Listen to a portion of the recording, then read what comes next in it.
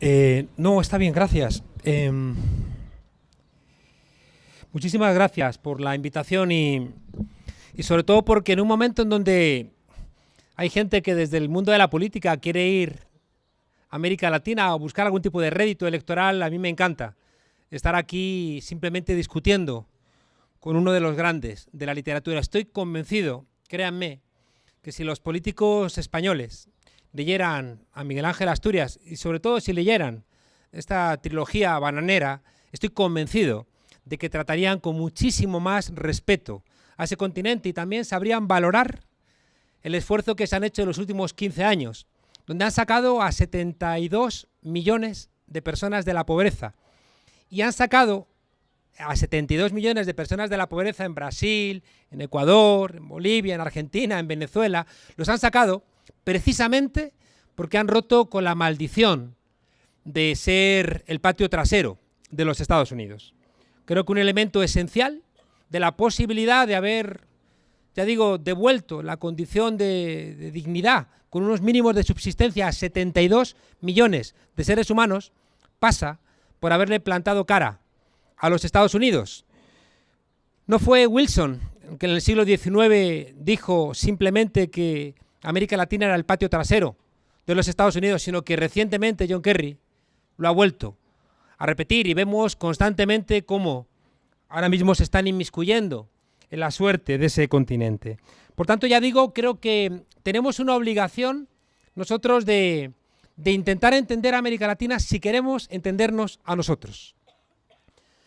Escuchándote me daba cuenta de que Miguel Ángel Asturias entendió Guatemala y entendió Centroamérica y entendió América Latina porque salió fuera, porque estuvo mucho tiempo en Europa, porque fijaos, incluso hizo el esfuerzo de traducir el Popol Vuh del francés, que es una suerte de extrañamiento que te obliga a mirarte desde fuera y a entenderte. Insistía mucho Octavio Paz en que América Latina es un continente que en realidad son 3 continentes o que en realidad son 6, porque es la ida y vuelta de Europa a América Latina, el regreso, la ida y vuelta de África con toda la esclavitud y el regreso y después los regresos constantes de ese continente mestizado a la propia África o sobre todo a Europa.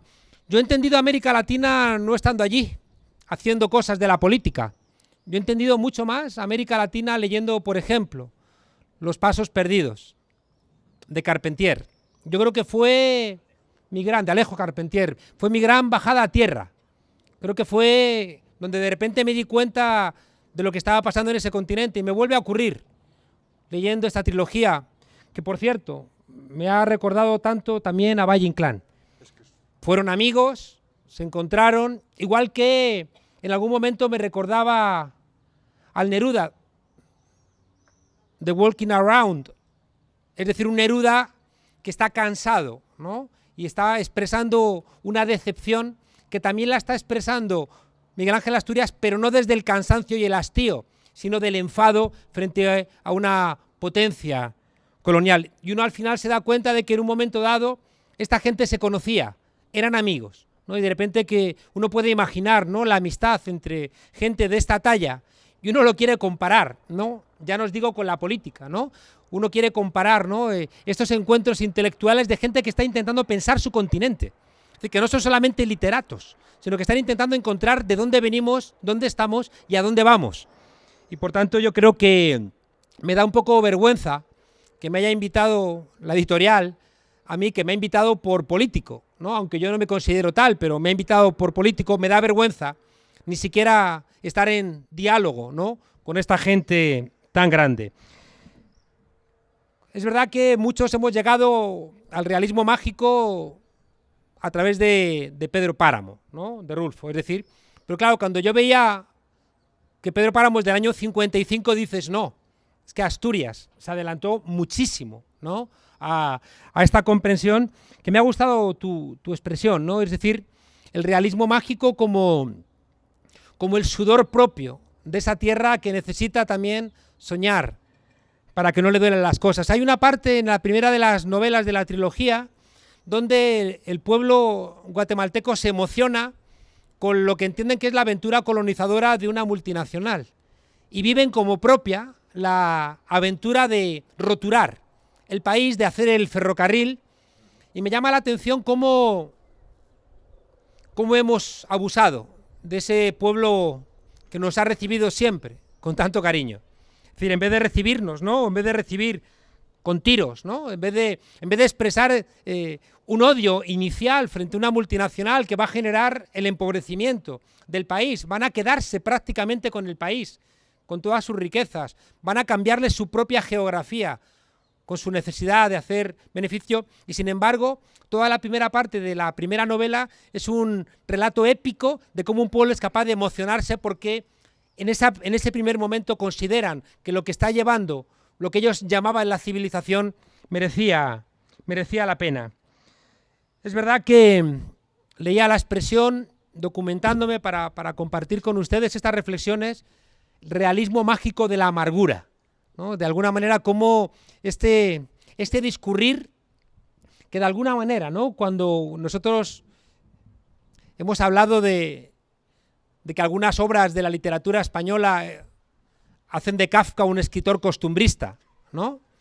En países sobre todo donde el Estado no ha sido una realidad como la que hemos construido en el ámbito europeo, y que por tanto todo ese principio de racionalidad estatal, ¿no? Sobre todo a partir de la Revolución Francesa, está ausente, y cómo la vida necesita ir sembrando otro tipo de vínculos que nosotros los hemos olvidado, pero que están, y que llama mucho la atención cuando lees estas novelas, casi como si recordáramos que también aquí, en este ámbito latino, en este ámbito mediterráneo, en este ámbito hispánico, hubo un tiempo en donde éramos sociedad también sobre esos elementos.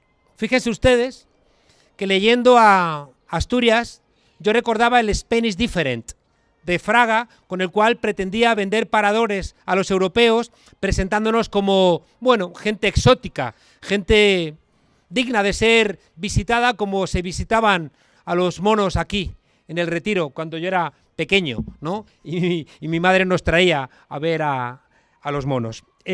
Por cierto, en ese tipo de análisis, a menudo atribuíamos al mono lo que era el comportamiento de la jaula. Y creo que, de alguna manera, cuando uno lee a Miguel Ángel Asturias, se da cuenta de que buena parte del comportamiento a la defensiva de ese continente tiene detrás algo tan terrible como lo que nos está narrando aquí el premio Nobel, en este caso sí, merecido. Fijaos que hay un elemento que creo que atraviesa toda la posibilidad mágica de esta trilogía, y es el respeto a los indígenas. Yo creo que si Miguel Ángel Asturias no hubiera tenido ese respeto a la cultura madre de Guatemala y lo hubiera estudiado y hubiera traducido sus libros clásicos de la cultura maya, no hubiera sido capaz de entender cómo ese realismo mágico era una costumbre que hacía posible lo imposible. Como bien decías, es muy espectacular el final de la primera novela, donde en una cultura más prosaica conoceréis los más jóvenes Albert Pla y conoceréis la canción del cigarrito, donde la gestión de la migra norteamericana le corta la cabeza a un migrante, tiene un cigarrito en la boca, y ese cigarrito que tiene en la boca el migrante va a rodar, va a pasar a Estados Unidos y va a generar un gran incendio que va a terminar con el imperio, ¿no?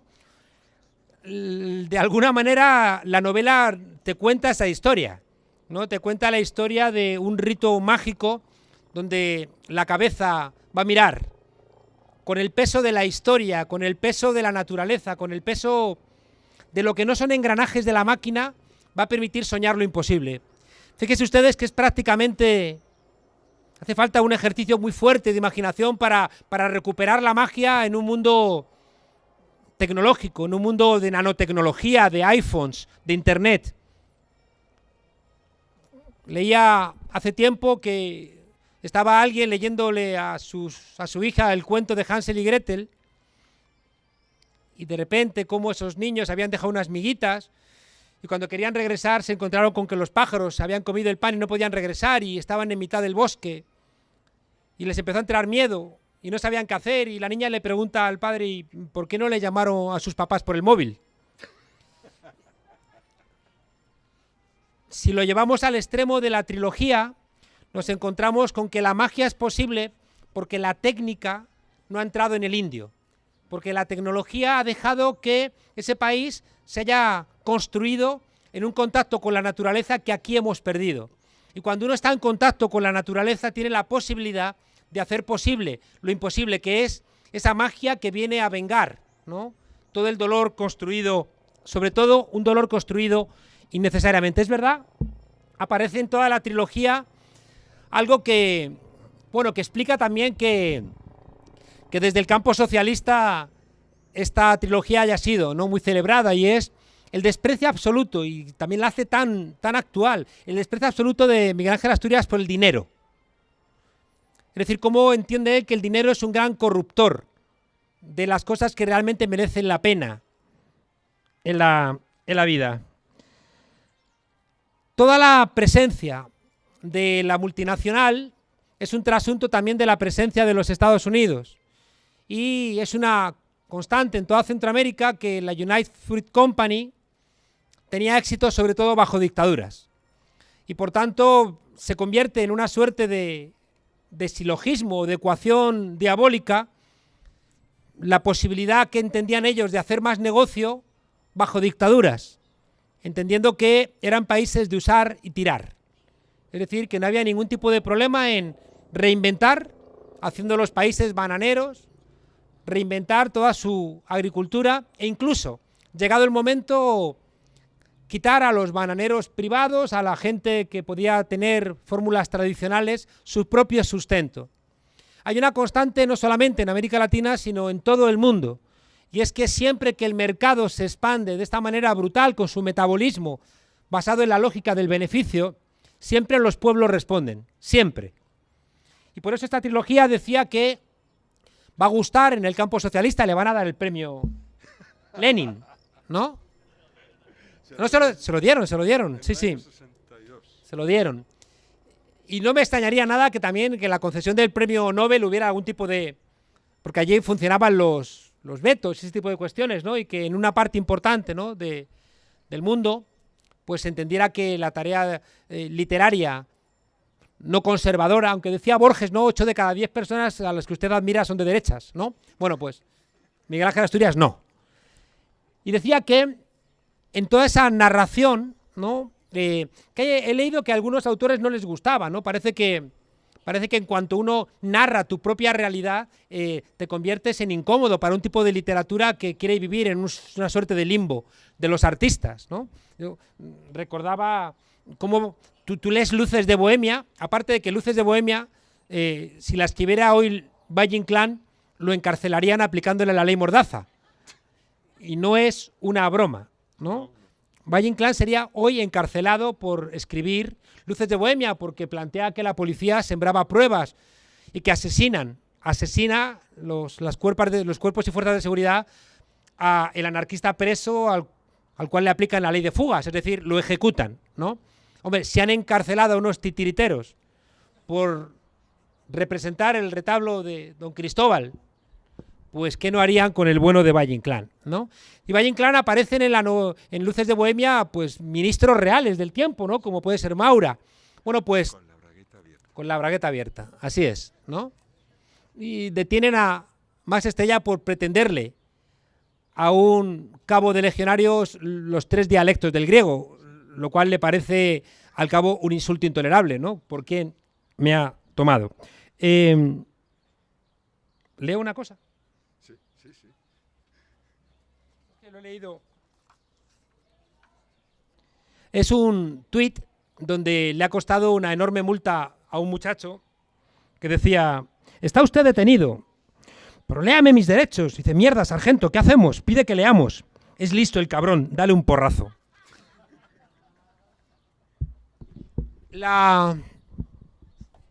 Tanto la segunda parte como la tercera parte de esta trilogía creo que son dolorosas, en la medida en que te cuentan cómo desde lugares muy lejanos hay personas que pueden determinar la suerte de millones, y que cuando eso no basta te pueden invadir, te pueden, bueno, poner una maquinaria muy engrasada en términos bélicos para garantizar el beneficio de esas personas que son pocos, pero que tienen la posibilidad de, ya digo, dictar la suerte de países, incluso de continentes. ¿Saben ustedes que el año pasado fue la primera vez que el 1% tenía tanta riqueza como el 99% de la humanidad?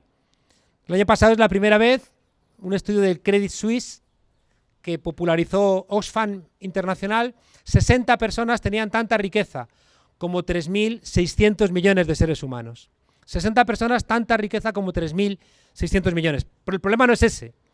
El problema es que esas 60 personas tienen la capacidad de mandar ejércitos. Al final ese 1% puede mandar sobre un 20% que te invade un país. Y el problema, leyendo la trilogía, me producía dolor porque hace 5 años hubo un golpe de Estado en Honduras. En Honduras. Un golpe de Estado por algo que aparece narrado en esta trilogía. Y es la subida del salario mínimo a los trabajadores de la banana. Mel Zelaya tomó esa decisión. Subir el salario mínimo. Golpe de Estado. Y por supuesto, ¿de dónde salió? Del país, de la base norteamericana, obviamente. Ahí no verían ustedes a la derecha española a protestar. No dirían nada, en absoluto. No habría ningún tipo de queja. Igual que tampoco en el golpe de Estado blando, la expresión no es mía, la expresión es del Papa Francisco. El golpe de Estado blando que está en marcha en Brasil, tampoco han escuchado ustedes nada. Igual que no escucharon nada cuando en Colombia el año pasado asesinaron a 60 periodistas. Y tampoco han escuchado nada. Decía que llama la atención, incluso produce dolor leer cómo está contando Miguel Ángel Asturias lo que es un comportamiento inveterado en América Latina, que son las invasiones, los golpes de Estado que pone en marcha Estados Unidos. Fíjense ustedes que recientemente se han desclasificado documentos y ya sabemos que el golpe de Estado, por ejemplo, contra Salvador Allende, se organizó por la CIA. Se organizó en todos sus aspectos. Cuando se criticaba hace años decían, no, ya están los rojos conspiranoicos criticando. Bueno, pues aquí está contando Miguel Ángel Asturias lo que vivió en Guatemala, lo que conocía. Se expresa siempre que Juan Jacobo Arbenz era un militar demócrata. Una cosa que aquí nos ha costado trabajo entender después de 40 años de dictadura militar. Pero en América Latina ha habido militares de extracción popular, sobre todo en zonas donde ascender en el ejército no era una cuestión aristocrática, como en Chile. Había otros lugares donde el ejército no estaba atravesado de ese freno, ese filtro aristocrático, y por tanto gente de extracción popular podía llegar a ser oficiales. Y esos oficiales al final nos los encontramos al lado de los pueblos. Juan Jacobo Arbenz hizo cosas intolerables, como por ejemplo expropiar a la United Fruit Company, como por ejemplo subir los salarios a los trabajadores de la United Fruit Company. Y la solución final fue precisamente la que nos cuenta un golpe de Estado. Dejadme contaros 2 o 3 cosas para no aburriros, ya os estoy tuteando.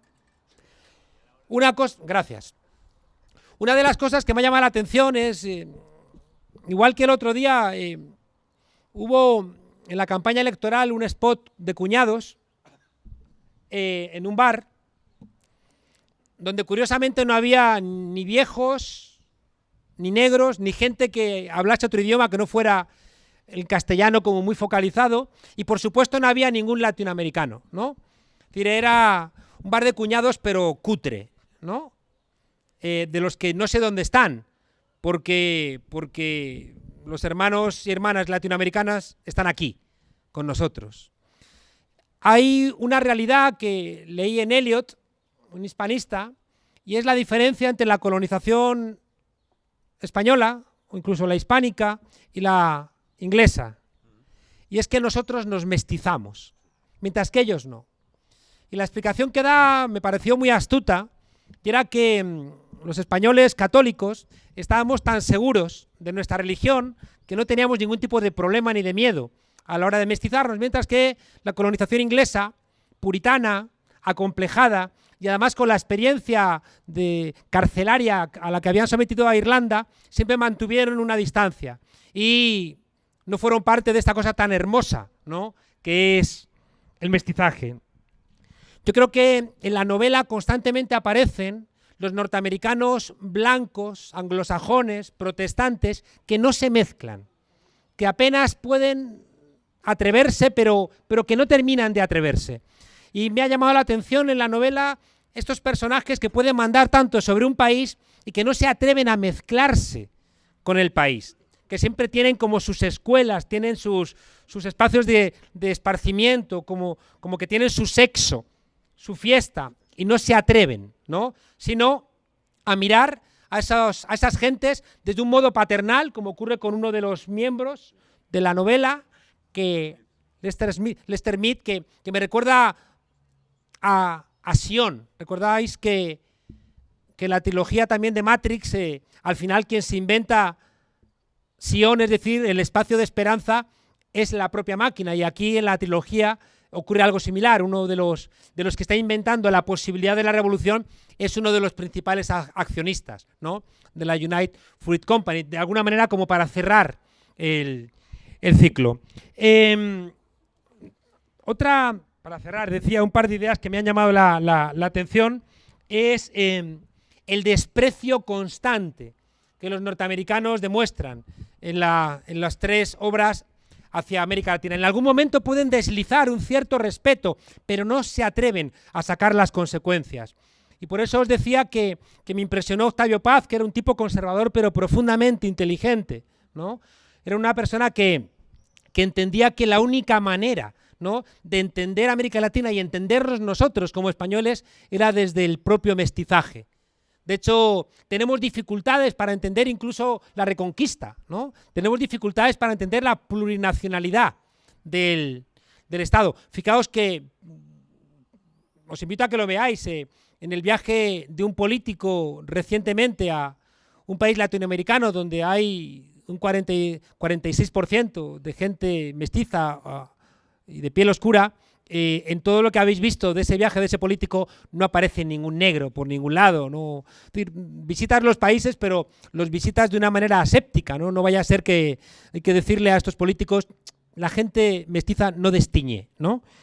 Y se duchan, porque tengo la sensación de que igual que alguno ha pensado que en la entrada de nuevas fuerzas en el Parlamento olía mal, no quiero ni pensar, ¿no? Algunos que, insisto, van a América Latina y no sudan con el pueblo. Decía que ese desprecio de los norteamericanos en las tres obras hacia América Latina contrasta con algo que merece ser reflexionado, y es cómo Estados Unidos, al tiempo que estaba sometiendo a América Latina, hacia adentro estaba construyendo democracia. Y esto genera por un lado, un elogio, genera por un lado un deseo de emulación a como son los Estados Unidos hacia adentro, pero también un profundo rencor a como son los Estados Unidos hacia afuera. Es decir, cómo es un continente donde mucha gente le gustaría tener cosas de cómo ellos se comportan a la interna, pero no te dejan, ¿no? Porque su comportamiento hacia afuera es una negación constante de esas cosas que están expresando hacia afuera. Quizá la conclusión de todo esto es Guantánamo, ¿no?, donde al final terminan, ¿no?, llevando dentro la propia locura que construyen fuera. Pero no lo llevan a Oklahoma, ¿no?, lo llevan a Guantánamo, de alguna manera, para que quede un poco fuera, para que no les huela de cerca. Me ha llamado la atención igualmente que aparece la Iglesia, ¿no? Aparece la Iglesia en la trilogía. Y aparece la Iglesia con un comportamiento mestizado. La Iglesia, tanto como la jerarquía, en la medida en que se convierte en un poder más, también colonizador, aunque ya parece, fijaos, cómo Estados Unidos utilizó a la Iglesia evangélica para intentar debilitar a la interna. Porque la Iglesia católica en América Latina iba, una parte de ella, mestizándose con el pueblo. Es decir, que el propio discurso de la Iglesia católica, de la Iglesia de los pobres, de la compasión, hacía que muchos curas honrados al final terminaran estando con el pueblo. Y es absolutamente evidente con el Concilio Vaticano II, que es el que va a crear la Iglesia de los pobres y es la que va a crear la teología de la liberación, que después Juan Pablo II, que el Señor tenga en su gloria, intentó quebrar, sustituyéndola por el Opus Dei y por los Legionarios de Cristo. Los Legionarios de Cristo, una organización donde su creador utilizó su poder para construir una trama de pederastia. Decía que aparece la Iglesia tanto en la estructura jerárquica como algo al servicio de esta opresión, una Iglesia católica en su jerarquía que está al servicio de los que invaden el país, al servicio de esas estructuras. Pero también aparecen, ya digo, los curas, que sienten con el pueblo y que terminan siendo castigados por la propia jerarquía católica. Termino diciéndoos que creo que no vamos a entendernos como país si no miramos América Latina y la queremos entender. Y para eso, fijaos, va siendo hora de que entendamos de que hay 3 heridas en nuestro país que fueron solventadas, esas mismas heridas en Europa en el siglo XIX, y que aquí las seguimos teniendo abiertas. La herida social, que es la que ha generado toda la construcción de ciudadanía en Europa y que aquí apenas empezamos a construirla. A comienzos del siglo XX tuvo como resultado pues una patronal pistolera, recordáis los sucesos de Cataluña, o dentro de la novela La verdad sobre el caso Savolta, que explica, ¿no?, cómo la patronal va a invitar al pistolerismo para frenar el asociacionismo obrero. La herida social, fijaos, igualmente que se quiebra con la dictadura de Primo de Rivera, apoyada por el abuelo del rey Juan Carlos I emérito, y que después una dictadura de 40 años termina de frenar, justo cuando en Europa se está desarrollando este Estado social. Por tanto, la herida social, fijaos, es la que explica por qué España sigue teniendo el Estado social más débil de nuestro entorno. Entramos muy tarde y estamos siendo los primeros en salir. La segunda, contigo, la segunda herida es la herida territorial. Fijaos, una herida territorial que fue cerrada en Italia, en Alemania, en la década de los 70 del siglo XIX, y que aquí seguimos sin tenerla cerrada. Y que, por tanto, fijaos, seguimos viendo como un problema lo que ocurre en Cataluña en vez de verlo como un reto de terminar de cerrar esa herida. Y la tercera herida, que es la más difícil de entender, es la herida colonial. Fuimos el país que primero tuvo un imperio y el que primero lo perdió. Y seguimos arrastrando una herida mal cerrada que, fijaos, lastra nuestra propia autoestima. El humor de los españoles es un humor siempre negro, sarcástico, un humor que emparenta a Quevedo, a Solana, a Valle Inclán, a Eduardo Mendoza, Cela en algunos de sus libros de él. Fijaos que esta herida colonial que no hemos terminado de enfrentar, que seguimos arrastrando, es la que explica que sigamos celebrando, por ejemplo, el Día Nacional de España, un 12 de octubre.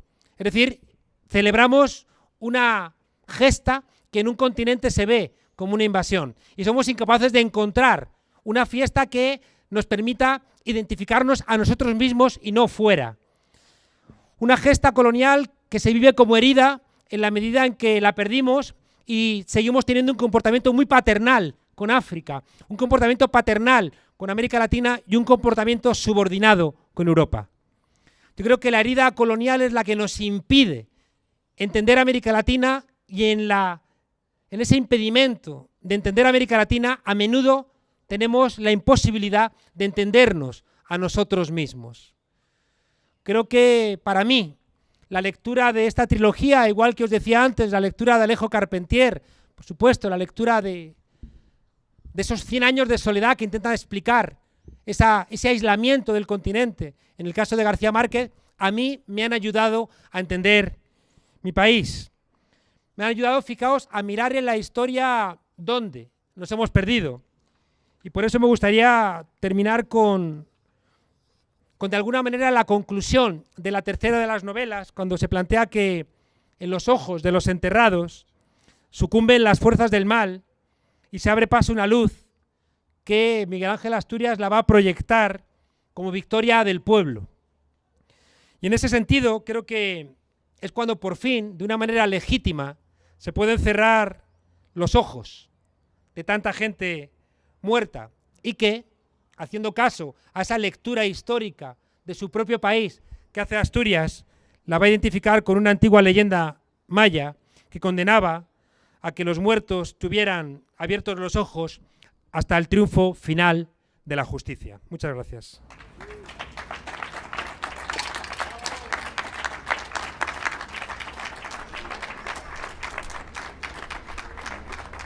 Mira.